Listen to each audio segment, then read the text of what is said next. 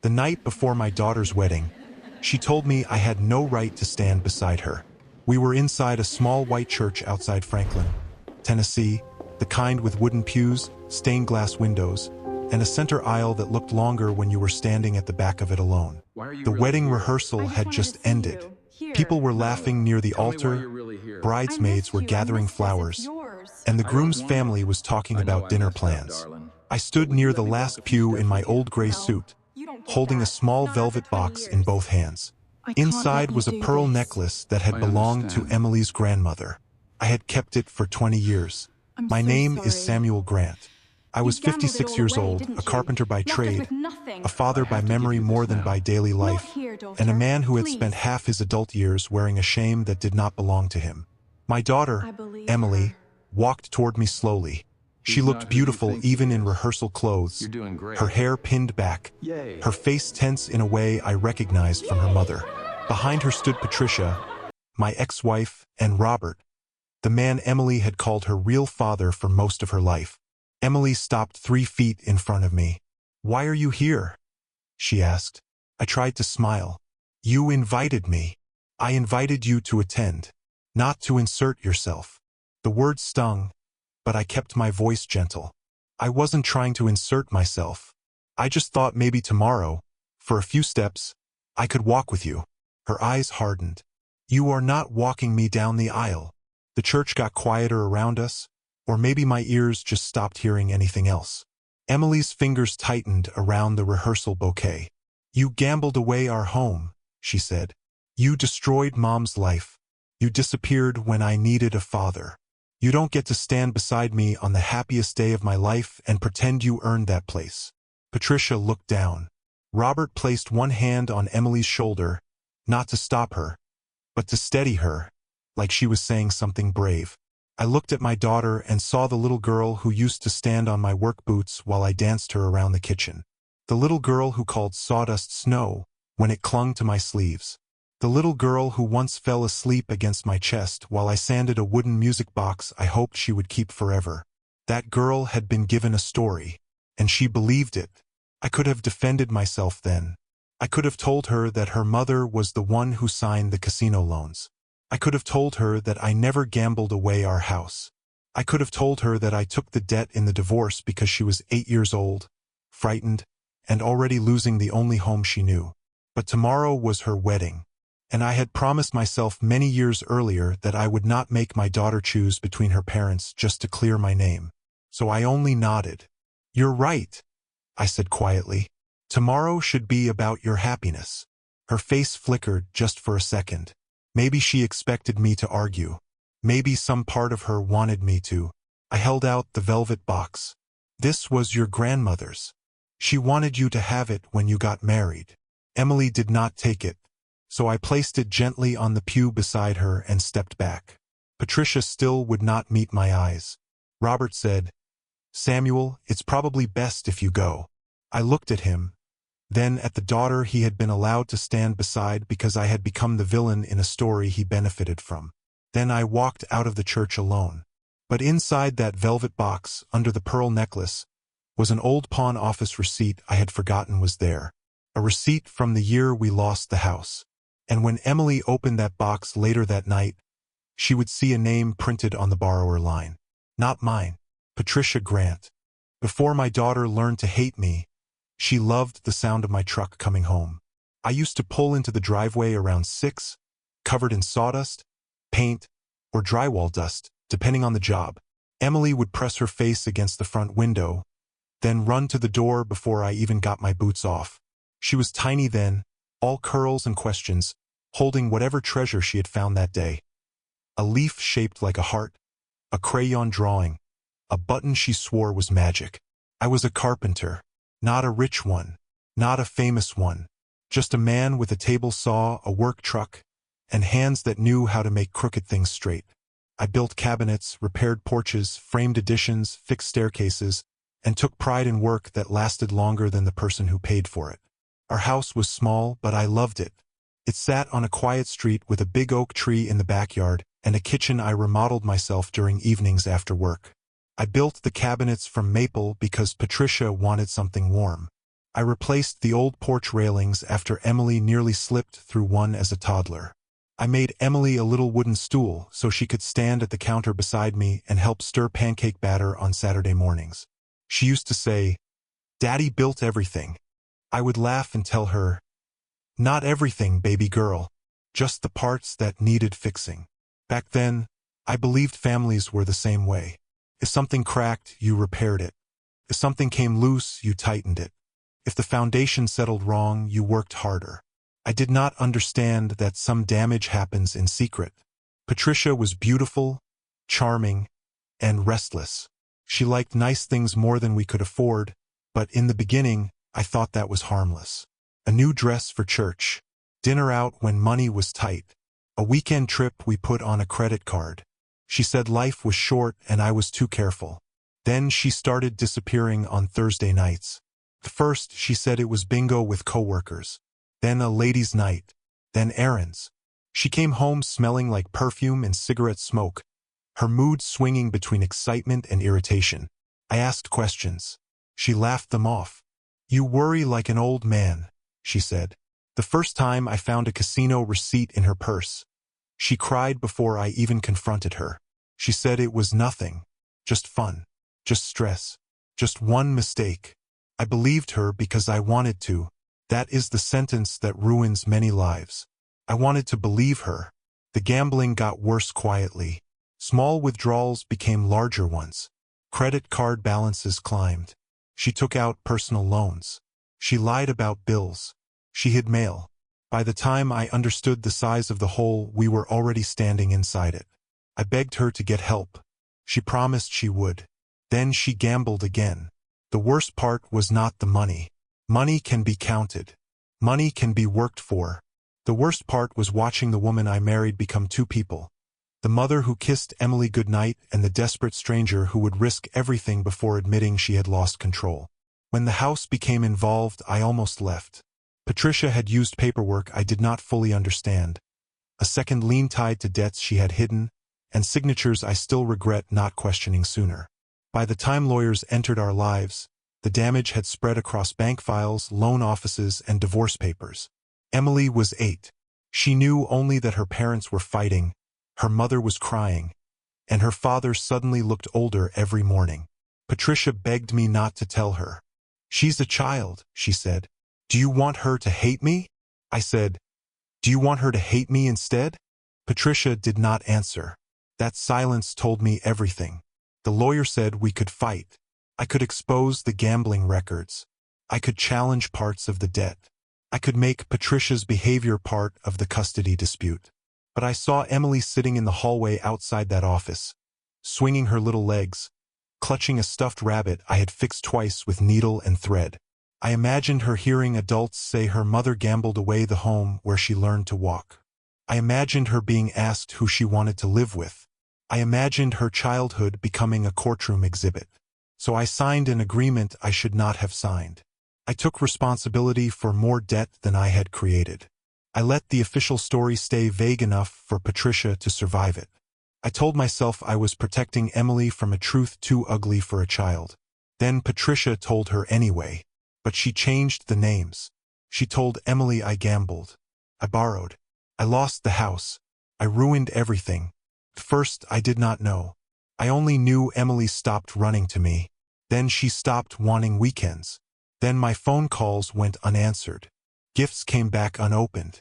When I mailed child support and extra money for school clothes, I later learned Patricia called it guilt money. Robert entered the picture 2 years later. He had a good job, clean shirts, and no visible wreckage attached to him. He stepped into the space my silence created. He attended school events. He paid for dance lessons. He lived in the house Patricia rented after ours was gone. He was not cruel to Emily. That made it harder to hate him. But he accepted the version of history that made him look like a rescuer. And I became the cautionary tale, the gambler father, the weak man, the shame. If you have ever grown up hearing only one side of a family story, you know how powerful the loudest version can become. Leave your thoughts in the comments because sometimes the person who stays quiet is not guilty. Sometimes they are protecting someone who never deserved that protection. I told myself Emily would ask me one day. She never did. And because I loved her more than I loved my reputation, I waited. 20 years. I waited so long that my daughter almost walked into marriage believing the man who destroyed her childhood was the only parent who had never lied. The invitation arrived in a cream envelope with my name, written in Emily's handwriting. For a few minutes, I just held it. I had seen announcements online, of course. Emily was marrying a man named Daniel Brooks, a young attorney with kind eyes and a careful smile. In every photo, he looked at her like she was someone he had chosen on purpose. That comforted me more than I expected. The invitation did not mention a role for me. No note, no phone call, no "Dad, I hope you'll come." Just the formal card, the date, the church, and a reception hall I knew I could not afford to attend in a new suit. Still, I went. A father can live on crumbs when he has been hungry long enough. I bought the gray suit from a thrift store and had the sleeves adjusted by a woman who worked out of the back of a dry cleaner. I polished my old shoes. I trimmed my beard twice because my hands shook the first time. Then I took out the pearl necklace. My mother had given it to me before she died. She never had much, but those pearls were real, passed down from her mother. She told me, "Give these to Emily when she becomes a bride, not before. A girl should carry something from the women who loved her before she knew their names." I kept them in a velvet box through every move, every rented room, every season when I considered selling everything that had value. I never sold them, not even when I was eating canned soup in a one-bedroom apartment while paying debts Patricia created. The rehearsal was the first time in years I had been around Emily's life instead of outside it. She looked startled when she saw me. Not happy, not angry at first. Startled, as if I were an old bill she thought had been paid off. Robert was near the altar, laughing with Daniel's parents. Patricia wore a pale blue dress and the expression of a woman who had spent years arranging reality to flatter her. When she saw me, her face tightened for half a second. Then she smiled. That smile told me to behave. I did. I sat in the back during rehearsal. I watched Robert practice walking Emily down the aisle. I watched him place her hand into Daniel's. Everyone clapped lightly. Patricia wiped a tear. Emily smiled at Robert with gratitude so open it made my chest ache. I told myself I should leave before anyone noticed the pain on my face. But after rehearsal, Emily came toward me. I stood.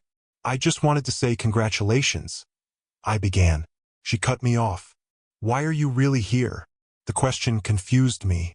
"Because you're my daughter." Her eyes flashed. "No. You don't get to use that now." People nearby began to quiet. Daniel turned from the altar, watching carefully. I lowered my voice. "Emily, I'm not trying to upset you. Then don't ask to be part of things you destroyed." I swallowed. "I asked if I could walk with you because I hoped maybe. You gambled away our home." The words struck the church walls and seemed to come back at me from every direction. "You chose casinos and debt over Mom and me. You left us humiliated. Robert was the one who helped us rebuild. He is walking me down the aisle." Patricia moved closer. "Emily," she said softly, but it was not a warning to stop. It was a performance of concern. I looked at her. "Patricia," I said. Her eyes hardened. "Don't you dare ruin her wedding with your excuses." Robert stepped in with the calm authority of a man who had never paid for the lie he lived inside. "Samuel, this is not the day to rewrite history." That sentence almost broke my restraint. Rewrite history. I had spent 2 decades letting them write it without me. Daniel walked closer. "Maybe everyone should take a breath." Emily shook her head. "No. I need to say this. I spent my childhood wondering why I wasn't enough for you to stop. Why our house wasn't enough. Why Mom crying wasn't enough. And now you come here with some sad face and expect me to give you a father's place." I could barely breathe. "There are things you don't know," I said. "Then whose fault is that?" she asked. "Mine, partly." That was the cruel truth. Silence has consequences even when it begins as love. I looked around the church. Bridesmaids pretending not to listen. Patricia frozen in righteous sadness. Robert protective. Daniel troubled. Emily shaking with years of pain I had allowed to grow in the wrong direction. I could have opened the box right there. I could have told everyone. Instead, I held it out. This belonged to your grandmother, I said. She wanted you to have it. Emily stared at the box like it might burn her. I don't want anything bought with gambling money. I flinched. Daniel noticed. So did Patricia. For the first time, fear crossed her face. I set the box on the pew. It wasn't, I said quietly. Then I walked out before I became the man they accused me of being. Behind me, I heard Daniel say, Emily, wait. But I did not stop. Outside, the evening air smelled like cut grass and rain. I sat in my truck for a long time with both hands on the steering wheel, trying to convince myself that leaving was mercy. Again. Inside the church, Emily almost threw the box away. Daniel stopped her. He picked it up and opened it. The pearls lay on folded cream fabric. Under the fabric, tucked flat against the bottom, was an old receipt I had placed there years earlier when I was using the box to store documents during the move. I had forgotten all about it. Daniel pulled it out. Emily looked over his shoulder. At the top was the name of a casino loan office outside Tunica, Mississippi. At the bottom was the borrower's signature, Patricia Grant. Emily told me later that the receipt made her angry before it made her curious. That is how truth often arrives when it threatens a belief you have lived with too long. You do not welcome it. You resist it. You accuse it of being a trick. This doesn't prove anything, she said to Daniel. He studied the paper under the church office light. As an attorney, he had that careful way of going quiet when details started arranging themselves in his mind. It proves your mother signed this loan, he said. Maybe Dad made her. Maybe, Daniel said. But you should ask why he kept a receipt that points to her if he was the one hiding everything. Emily did not like that question. Patricia had already left for the rehearsal dinner. Robert was helping load decorations into a car. The church was almost empty. Emily stood there holding the receipt, the pearl necklace still in the box, and felt the first crack run through the story of her life. She did not call me. Not yet. Instead, she drove to Patricia's house under the excuse of looking for her birth certificate and marriage license documents. Daniel went with her, not pushing, not accusing, just quietly refusing to let the receipt disappear into emotion. Patricia's house was neat in the way homes become neat when people curate what can be seen. Family photos. Wedding decorations. A framed picture of Robert and Emily from her high school graduation. None of me.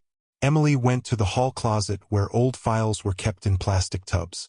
Patricia had always been controlling about documents, but weddings require paperwork, and Emily had been given permission to search. That permission became dangerous. First, she found ordinary things. Birth certificate, vaccination records, school papers, old tax forms. Then Daniel noticed a file labeled dissolution. Inside were divorce papers. Emily had seen simplified versions before, but never the full packet. The language was dense, legal, and emotionally cold. Daniel sat beside her at the dining room table and read the pages carefully. The agreement stated that I accepted responsibility for certain marital debts. That part matched what Emily had been told. But it did not say I created them. Daniel pointed to the wording. See this? Assumption of liability is not the same as admission of origin. Emily stared at him. In normal English, it means your father agreed to pay. But this document avoids saying the debts were his fault. Emily flipped pages faster. Then she found copies of bank notices. À second lien. Cash advances. Personal loan documents. Several withdrawals from accounts she had never heard of. The names were not all mine. Some listed Patricia as primary borrower. Some listed Patricia alone. Then came a letter from an attorney dated months before the divorce was finalized.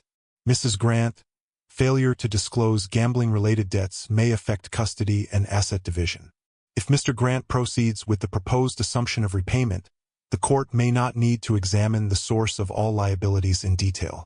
Emily read it twice. Daniel said nothing. He did not need to. In another folder, she found envelopes addressed to her in my handwriting. Birthday cards, letters, Notes from years when she believed I had forgotten her. Some had been opened. Some had not. One said, "Emily, I know you are angry with me. I wish I could tell you everything, but I promised myself I would never ask a child to carry adult pain. I hope one day we can talk, not about blame but about truth." Another, "Your mother loves you. Remember that, even when grown-ups fail each other. None of this was your fault." Emily held that one a long time. Confused her more than the loan papers. If I were the monster, why was I protecting Patricia in letters she never delivered? Then she found the payment records. Money orders. Child support receipts. Extra payments for dental care, school uniforms, summer camp, dance shoes. Many were marked processed.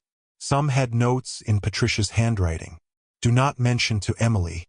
Robert covered this." Guilt payment. Emily pushed back from the table. "I don't understand," she whispered. Daniel's face was grim now. "I think you do." She shook her head. No. Mom said he barely helped.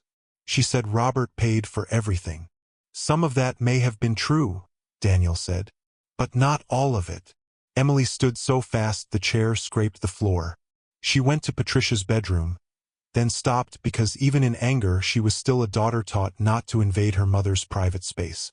Daniel did not follow until she called him. In the closet, behind winter coats, was an old fireproof box. The key was taped underneath, exactly where Patricia had once told Emily emergency keys were kept.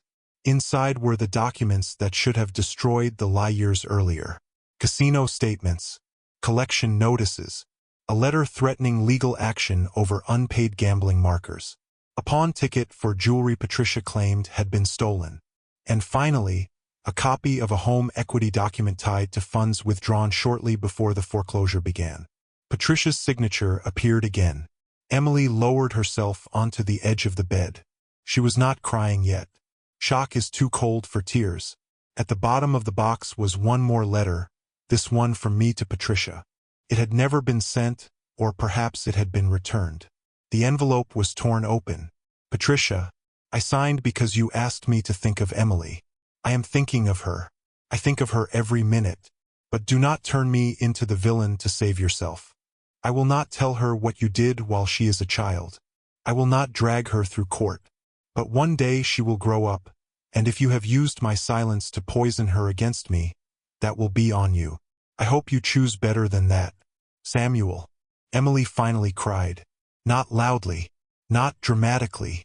She simply folded forward with the papers in her hands while 20 years of certainty began collapsing inside her. Daniel knelt in front of her. "Emily," he said gently, "we need to ask your mother." She looked at him. For the first time in her life, asking Patricia felt more frightening than hating me. Patricia came home from the rehearsal dinner smiling. She was still smiling when she walked into the bedroom and found Emily sitting on the bed with the fireproof box open beside her. The smile died slowly. That was how Emily knew. Not from the papers.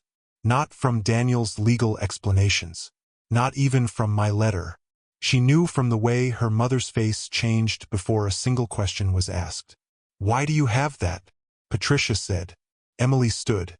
Her wedding rehearsal dress was wrinkled now. Her makeup had smudged under her eyes. "Tell me this isn't real." Patricia looked at Daniel.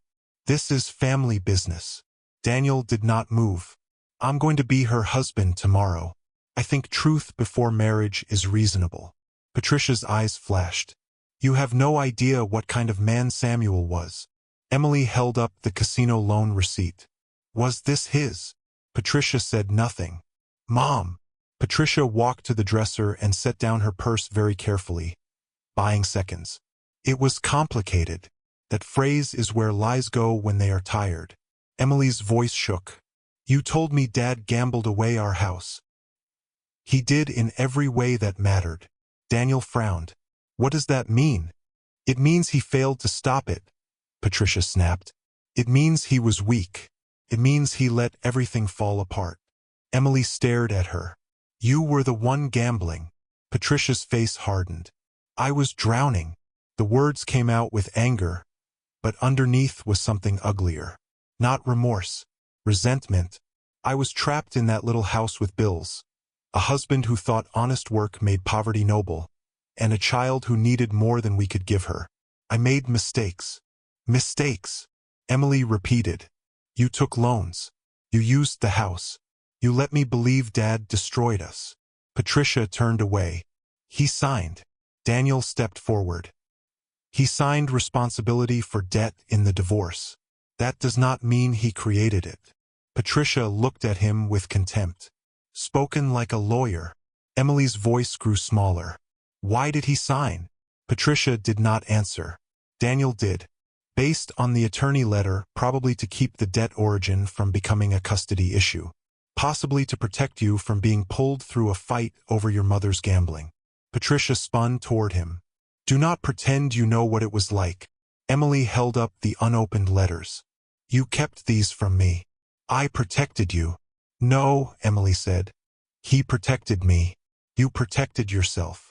That sentence split the room. For the first time, Patricia looked genuinely wounded. But even then, she reached for defense instead of apology. I was your mother. I was the one who stayed. You stayed because he let you, Emily said.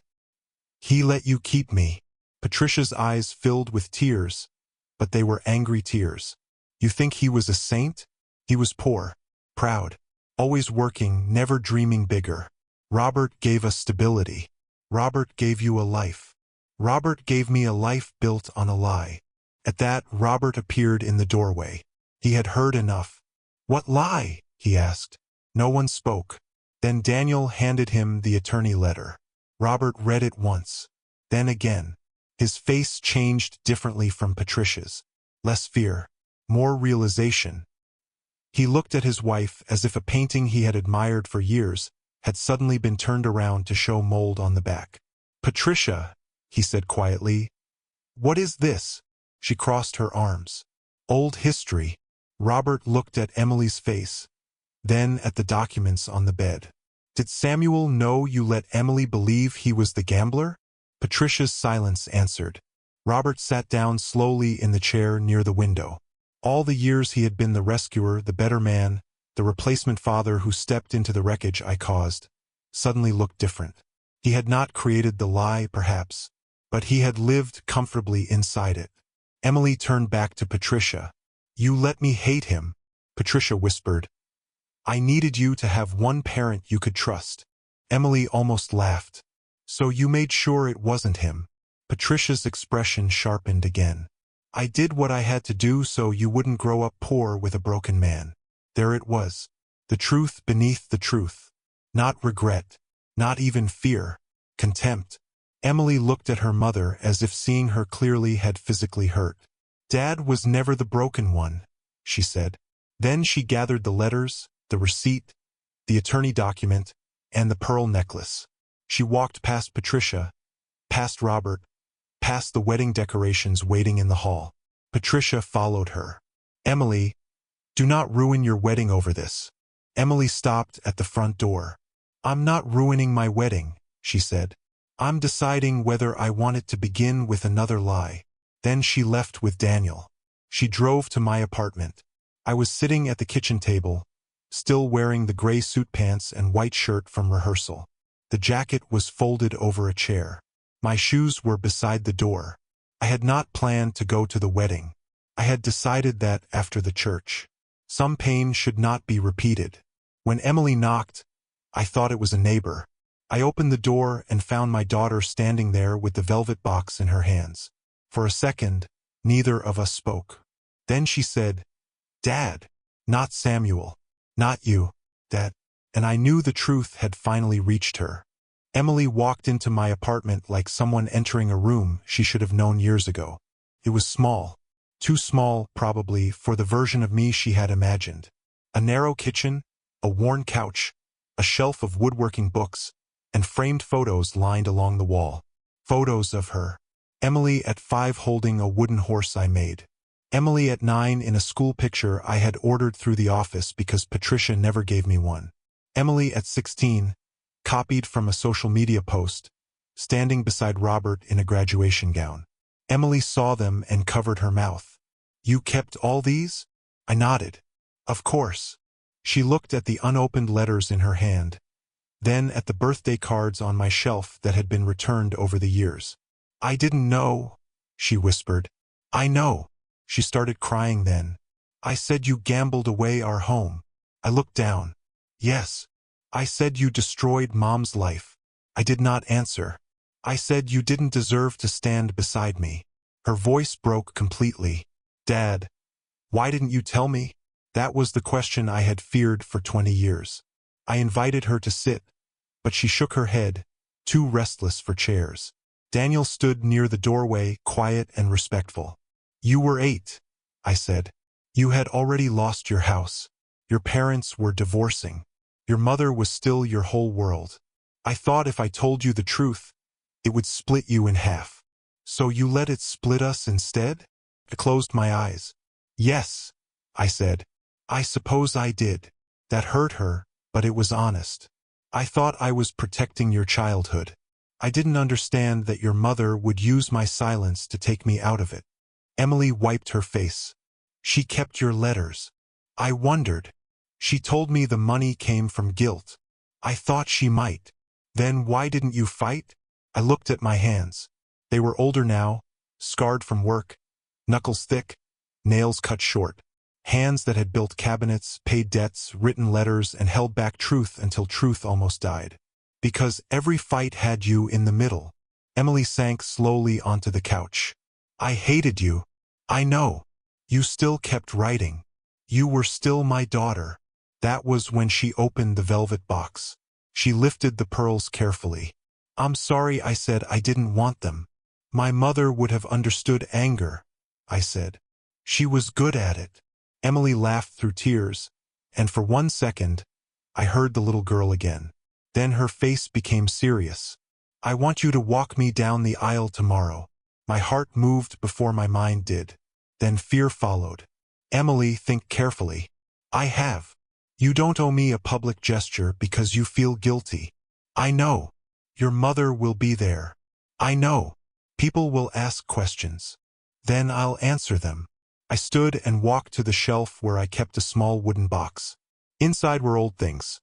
A hospital bracelet from the day Emily was born, one of her baby teeth in a tiny envelope Patricia had once forgotten to take, and a folded photograph from the day we moved into the house we later lost. I handed the photo to her. In it, Patricia and I stood on the porch. Emily, still a toddler, sat on my shoulders, laughing. The oak tree spread behind us like a promise. "I never wanted you to hate your mother," I said. Emily looked at the photo for a long time. "I don't know what I feel about her right now." "That's allowed." "I don't know how to forgive her." "That is allowed too." She looked up. "Have you forgiven her?" I thought about lying. Old habits. Then I chose better. "Not completely." Emily nodded, as if that gave her permission to be human. The next morning, Patricia called Emily 17 times. Emily answered once. I do not know everything Patricia said, but I know Emily's side because I was standing in her hotel room doorway while Daniel adjusted his tie and the bridesmaids pretended not to listen. "No, Mom," Emily said. "The plan has changed." A pause. "Because the old plan was built on a lie." Another pause. No. "I am not doing this to embarrass you. I am doing this because I will not begin my marriage by repeating what you did." Then Emily's voice dropped. "You can come as my mother, but you will not control the story anymore." She hung up with shaking hands. At the church, the air felt different. Guests filled the pews. Music played softly. Flowers lined the aisle. Daniel waited at the altar, eyes already wet before he even saw Emily. Robert sat beside Patricia in the front row, but he did not look comfortable. Patricia sat perfectly still, wearing the face of a woman trying not to reveal that the ground beneath her had cracked. When the coordinator opened the doors, Emily stood beside me in her wedding dress. For a moment, I forgot everything else. The debt, the lie, the years, the church rehearsal, the apartment, the letters. I saw my little girl. She took my arm. "You ready?" she whispered. I smiled through tears. No. She laughed softly. "Me neither." Before we walked, Emily turned to the coordinator and said, "Wait, Then she stepped just inside the sanctuary, still holding my arm, and looked at the guests. "There has been a change," she said. A ripple moved through the room. "For many years, I believed a story about my father that was not true. I believed he gambled away our home and abandoned our family. Last night, I found documents proving that he took responsibility for debts he did not create, and stayed silent to protect me when I was too young to understand." Patricia's face went white. Emily's hand tightened on my arm. "I am not sharing this to shame anyone on my wedding day. I am sharing it because truth matters before vows. The man walking me down the aisle is Samuel Grant, my father. He lost far more than a house. He lost years with his daughter because he loved me enough to be misunderstood." The church was silent. Then Daniel's mother stood. No applause yet, just standing. Daniel stood straighter at the altar, crying openly now. Robert lowered his head. Patricia stared forward, rigid and unreadable. Emily looked at me. "Now I'm ready." We walked. My legs felt weak, but my daughter's hand held steady around my arm. With every step, 20 years of distance shortened. Not disappeared, not healed completely, but shortened. At the altar, Daniel stepped forward. I placed Emily's hand in his. He looked me in the eye and said quietly, "Thank you for getting her here." For the first time in 20 years, someone thanked the right man for something I had done. Weddings are supposed to mark beginnings. Emily's marked too. The beginning of her marriage to Daniel. And the beginning of learning how to have a father again. The ceremony continued. Vows were spoken. Rings were exchanged. People cried for reasons they understood and reasons they did not. Patricia stayed seated through all of it, pale and stiff, while Robert looked like a man reviewing his own life and finding missing pages. At the reception, Emily did not make another speech about the past. She had said enough. But people came to me quietly. Some apologized, though they had not personally wronged me. Some said they had heard things years ago and never questioned them. One of Patricia's cousins hugged me and whispered, "I always wondered why you never sounded like the man she described." I did not know how to answer. The truth coming out does not instantly make the years feel fair. It only stops the lie from collecting more. Patricia avoided me until late in the evening. I was standing outside the reception hall, getting air, when she came through the side door. For a moment, we were young again in the worst way. Two people standing with all the damage between them. "You could have told her sooner," she said. I looked at her. "Yes." She blinked, perhaps expecting a fight. "I should have," I said. "But you could have told her the truth at any time." Her mouth tightened. "I was ashamed." "I know. I thought if she knew, she would choose you." I shook my head. "She was a child, Patricia. She needed both of us. You made her choose a ghost version of me, so you wouldn't have to face yourself." Patricia looked toward the reception hall, where Emily was dancing with Daniel. "I lost control back then," she whispered. "Yes. I was sick. Maybe. You don't believe me?" "I believe addiction is real," I said. "I also believe lies are choices." She had no answer. For years, I had imagined this moment. I thought I would want her to suffer. I thought I would want to list every birthday I missed, every returned letter, every time Emily looked through me like I was a stain. But standing there, I felt mostly tired. Revenge asks you to keep living in the room where you were hurt. I wanted to leave that room. "I'm not going to sue you," I said. "I'm not going to chase old debts through courts. I don't want a war." Patricia looked relieved too quickly. "But," I continued, "you will tell the family the truth. Not Emily. Not Daniel. You. If you want any place in her life going forward, you will stop letting me carry what you did." Her eyes filled with tears. For once, I did not soften the boundary. "I protected you when she was 8, I said. "I will not protect the lie now that she is grown." She nodded slowly. I went back inside. A month later, Patricia wrote a letter to the family. It was not perfect. It had excuses in it. Pain often does. But it named the gambling. It named the debts. It admitted I had accepted repayment responsibility in the divorce and that Emily had been allowed to believe something false. It did not undo the years, but it put a crack in the official lie. Robert moved into the guest room for a while. I heard that from Emily, not from gossip. Whether their marriage survived was not my business. He called me once, awkwardly, and apologized for the rehearsal. I thought I was defending her, he said. You were, I told him, just from the wrong man. He accepted that. Emily and I rebuilt slowly. That is the only way broken trust can be rebuilt. Slowly, without demanding that one emotional day erase a lifetime of absence. She started calling on Sunday evenings. At first, the conversations were stiff. Weather, work, Daniel's cases, my carpentry jobs. Then she asked about the house we lost. Then about my mother. Then about the wooden toys I used to make. Then one day she asked if I still had the music box I built for her when she was 6. I did. Of course I did. She came over the next weekend. My apartment looked different with her in it. Not bigger, not nicer, just less like a waiting room for a life that had passed me by. I showed her the music box. The hinge was loose, and the little ballerina inside leaned to one side. Emily turned the key and watched it spin badly to a song that was almost unrecognizable. I remember this, she whispered. I hoped you might. She took it home. A week later, she sent me a picture of it on a shelf in her living room, beside her wedding photo. Not the formal one with all the guests. The one of us at the church doors, her hand on my arm, both of us crying before we walked. Daniel helped her go through the financial records because she wanted to understand the truth fully, not just emotionally. Some debts were too old to challenge. Some records were incomplete. Some money was gone forever. I told her I did not want repayment. She said, "This isn't about money." I understood. She needed to see the size of the lie to stop feeling foolish for believing it. I told her she had been a child. She said, "But I wasn't a child at the rehearsal." That was true. So we carried both truths. She had been misled, and she had hurt me.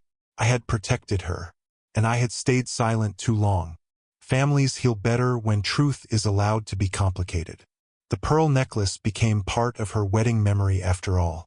She wore it during the reception, after the ceremony, when Daniel convinced her that honoring my mother did not mean pretending the morning had been easy. In every reception photo after dinner, the pearls are there at her throat. A small white line of women who loved her before she knew the whole story. As for me, I did not become suddenly wealthy, vindicated, or free from the past. I still lived in the same apartment. I still worked when my hands allowed it. I still woke some mornings angry about the years I lost. Forgiveness did not arrive like sunlight. Came more like learning to breathe around an old injury. But I was no longer the gambler father. Not in Emily's eyes. That was enough to change the shape of my life. The first time she introduced me to someone after the wedding, she said, "This is my dad, Samuel. He's a carpenter." Just that. No hesitación. Nos cham. No explanation tucked behind embarrassment. My dad, carpenter. A man with a name instead of an accusation. Later, she and Daniel invited me to dinner. When I arrived, there was a small wooden repair waiting on the table. A loose chair leg from a thrift store dining set Emily loved. She smiled. "Think you can fix it?" I ran my hand over the joint and nodded. Some things just need patience and the right pressure.